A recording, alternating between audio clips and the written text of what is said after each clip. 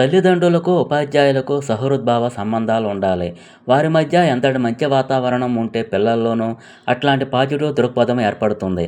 జీవితంలో ఎదగాలంటే క్రమశిక్షణ అనేది ప్రతి ఒక్కరికి అవసరం. మీ వ్యక్తిత్వం లేదా చదువుల విషయాల్లో గురువులు ఒక దెబ్బ వేస్తే దాన్ని సీరియస్‌గా తీసుకోవాల్సిన అవసరం లేదు.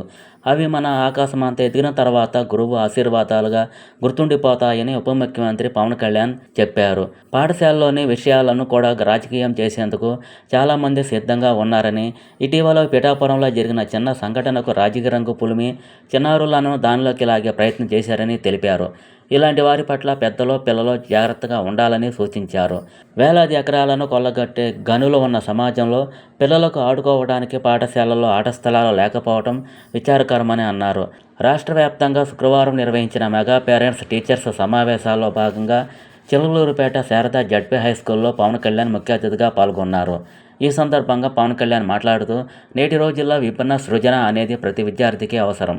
గురువులు కూడా కేవలం విద్యార్థులను జీతగాళ్లుగా తయారు చేసే పద్ధతికి స్వస్తి చెప్పి దేశానికి పనికొచ్చేలా తీర్చిదిద్దాలన్నారు.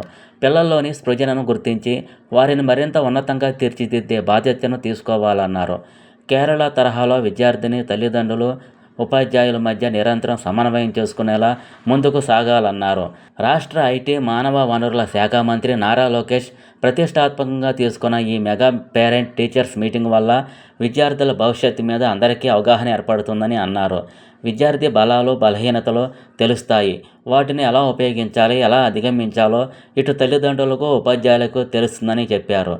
దీనివల్ల మంచి ఫలితాలు వస్తాయని, గురువును దైవంగా భావించే సంస్కృతి మనదే. గురువులు కేవలం పాఠాలే కాదు, జీవితాలు చెబుతారు. వారి మార్గదర్శకంలో మనం ఎంతో ఎదుగుతాం.